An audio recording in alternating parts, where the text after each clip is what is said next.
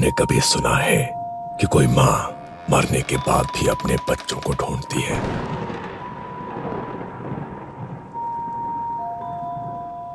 एक गांव है बेलपुर। दिन में बिल्कुल आम, पर रात होते ही यहां की हवा भी सांस लेना भूल जाती है। लोग कहते हैं कि रात में उन्हें पीपल के नीचे एक औरत बैठी दिखाई देती है, गोद में बच्चा, पर होठों पर एक ही सवाल, मेरा बच्चा कहाँ है? बेलपुर एक छोटा सा गांव। इसी गांव के आखिरी छोर पर था रघुवीर का घर। बाहर से देखने पर साधारण, पर अंदर एक औरत रोज जिंदा दफन होती थी। उसका नाम था अंजलि। अंजलि की शादी को 8 साल हो चुके थे। शादी के पहले हफ्ते से ही उसे समझ आ गया था कि ये घर उसे बहू नहीं, एक गुलाम समझता है। तेरे बाप ने क्या दिया था? 2 बर्तन और एक पुरानी अलमारी। अंजलि चुप रहती है। शायद कल सब ठीक हो जाएगा। लेकिन हर कल पहले से बदतर हो गया। शादी में जितना खर्च किया उतना तो आज तक वसूल भी नहीं हुआ है। साल बीतते गए, घर में कोई किलकारी नहीं गूंजी। पहले फुसफुसाहटें थी, फिर ताने बने, और फिर ये ताने अंजलि की पहचान बन गए। सुबह का वक्त था। अंजलि चूल्हे पर रोटी सेक रही थी। उसके हाथ कांप रहे थे। सास ने पड़ोसन से बात करते हुए जानबूझकर ऊंची आवाज में कहा, आजकल की लड़कियां न जाने क्या खाकर आती है मायके से। शादी के इतने साल हो गए, एक औलाद नहीं दे सकी। अंजलि ने पीछे मुड़कर कुछ कहना चाहा, लेकिन शब्द गले में अटक गए। रघुवीर हंसते हुए बोला, अरे माँ छोड़ो ना, किस्मत ही फूटी है इसकी। मेरे दोस्त के घर देखो, शादी के 2 सालों में 2 बच्चे। अंजलि ने चुपचाप रोटी पलटी। उसकी आंखों में आंसू थे, पर आवाज नहीं। एक दिन अंजलि के मायके से उसके माता पिता आए थे। मां ने बेटी को देखते ही समझ लिया कि कुछ बहुत गलत है। अंजलि खाना परोस रही थी। बहू, थोड़ा तेज चलो। वैसे भी तुमसे क्या उम्मीद रखे? ना घर बढ़ाया ना वंश, कम से कम खाना तो गरम खिलाओ। रघुवीर अपनी मुंडी नीचे करके हंस रहा था। अंजलि की मां रेखा ने बीच में कहा, बहन जी, डॉक्टर को दिखाया क्या? ससुर भैरव सिंह ने हंसकर जवाब दिया, दिखाया था। डॉक्टर ने साफ कहा कि दिक्कत जो है ये लड़कियों में है। ये झूठ था। कोई डॉक्टर नहीं, कोई जांच नहीं, बस इल्जाम। अंजलि का सिर झुक गया। उसके पिता कुछ बोलना चाहते थे, लेकिन बेटी की आंखों में डर देखकर चुप रह गए। धीरे धीरे ये बातें घर की 4 दीवारों से बाहर निकल गई। कुएं पर पानी भरती औरतें उसे देखकर कहती, वही अंजलि है ना? हाँ, इसकी सास कहती है ये बांझ है, इसके पति की दूसरी शादी होनी चाहिए। अंजलि जहां जाती उसे अपनी पीठ पर लोगों की उंगलियां चुभती महसूस होती। एक रात अंजलि अकेली बैठी थी, हाथ पेट पर रखे हुए। उसे सारी बातें याद आ रही थी। बांझ है, ये वंश मिटाने आई है। ऐसी औरत को तो घर में रखना भी पाप है। अगर मैं माँ बन पाई तो क्या सब बदल जाएगा? उसे तब नहीं पता था कि उसकी कोख खाली नहीं थी, लेकिन उससे पहले समाज ने उसे बांझ घोषित कर दिया था, और यही वो जहर था जो उसकी आत्मा में धीरे धीरे भर रहा था। हर ताने के साथ अंजलि की आत्मा में एक दरार पड़ती गई। 5 साल बीत चुके थे, जिनमें अंजलि ने हर ताना, हर मार चुपचाप सह लिया था, क्योंकि उसके मन में एक ही बात चल रही थी, अगर बच्चा हो गया तो सब ठीक हो जाएगा।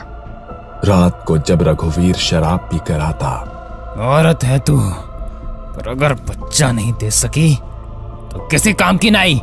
वो उसे पीटता, कभी दीवार से पटकता, कभी बाल खींचता। अंजलि रोती नहीं थी, बस मन में यही दोहराती, बस एक बार गर्भधारण हो जाए, फिर शायद सब बदल जाए। लेकिन रघुवीर की शराब, उसकी मार और अंजलि का टूटता शरीर, इन सब के बीच गर्भ ठहरना आसान नहीं था। शादी के 5 साल बाद एक सुबह अंजलि को उल्टी हुई। उसने डरते डरते अपने पेट पर हाथ रखा। डॉक्टर ने कहा, बधाई हो, आप मां बनने वाली हैं। उस दिन अंजलि देर तक आईने के सामने बैठी रही। पहली बार उसके चेहरे पर सच्ची मुस्कान थी। मेरे अंदर कोई है। उसने भगवान को धन्यवाद दिया। सोचा कि अब शायद सब बदल जाएगा, लेकिन घर में वो अकेली ही खुश थी। जब उसने घर में खबर दी, अच्छा है, एक बार बच्चा पैदा हो जाए फिर इसे मायके भेज देंगे। हमें तो बस वारिस चाहिए, इसका बोझ हम क्यों उठाएं? बच्चा हमारा होगा, तू तो बस जरिया है।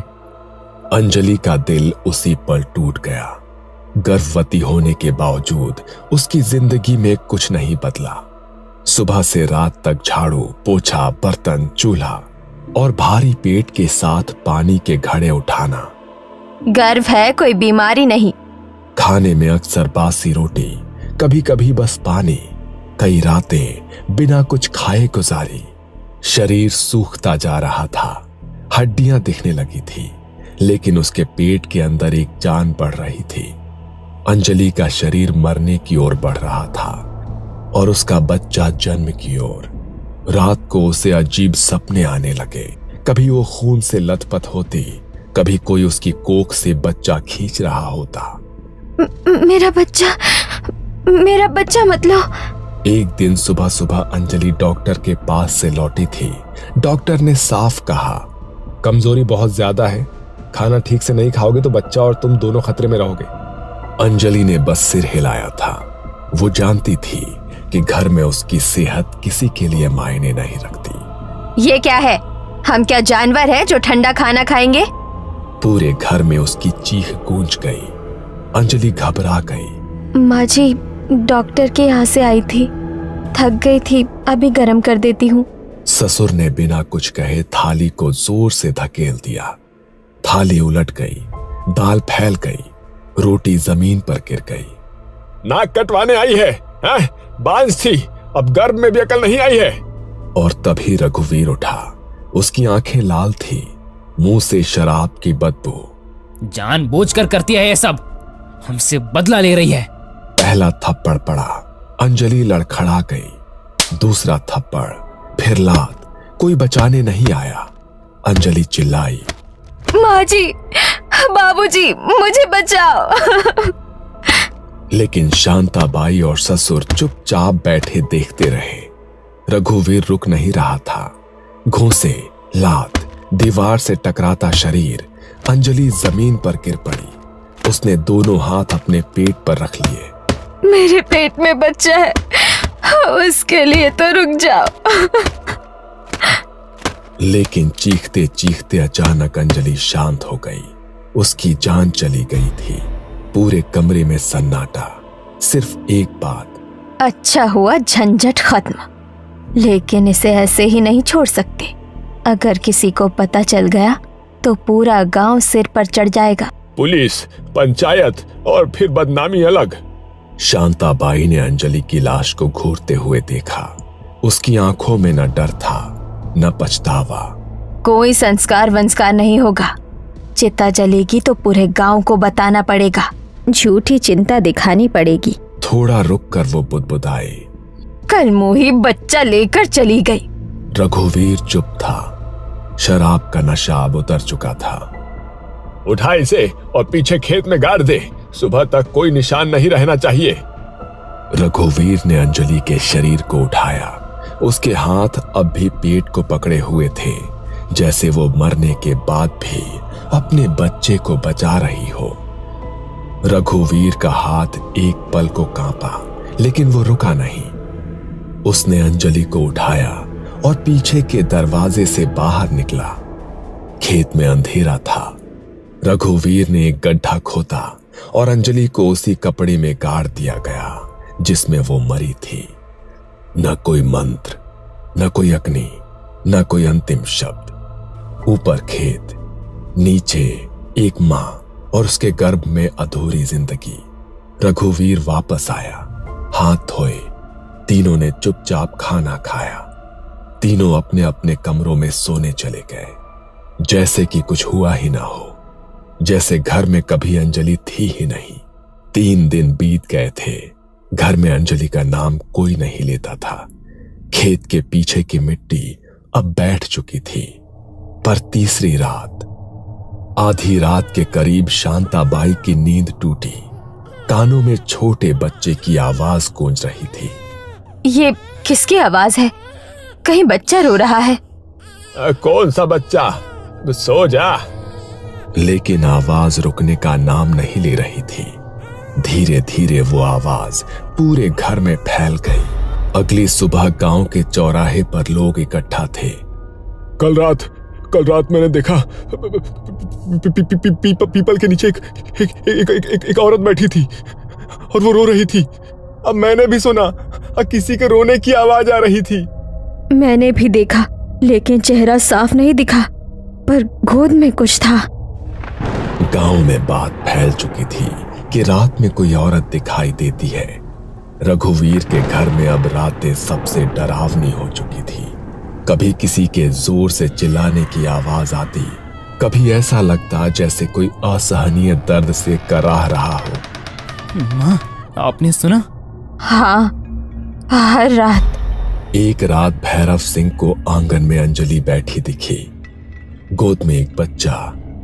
वो उसे झुला रही थी। अंजलि। पलक झपकते ही वहां कोई नहीं था।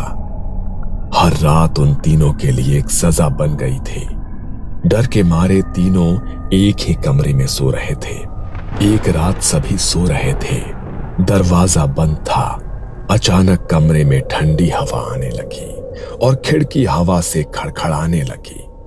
तीनों का दम घुटने लगा। माफ कर दे अंजलि, गलती हो गई। अंधेरे में अंजलि की आत्मा खड़ी थी।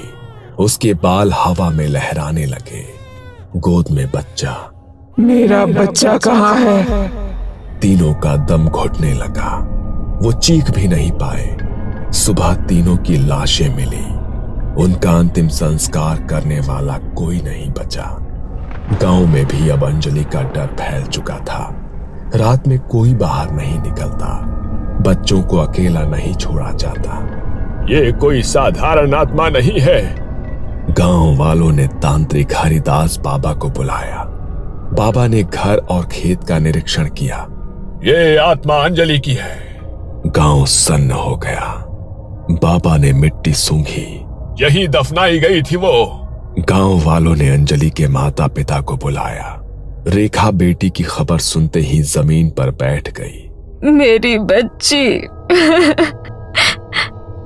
हरिदास बाबा ने कहा, गर्भवती आत्मा को शांत करने के लिए उसे वो देना पड़ता है जो उसके लिए सबसे प्रिय हो। अंजलि की पसंदीदा चॉकलेट, बचपन की गुड़िया, उन्हें खेत के पास रखा गया। माँ और बच्चे दोनों को अग्नि दो। मिट्टी खोदी गई। अंजलि का शरीर निकाला गया। अंतिम संस्कार किया गया।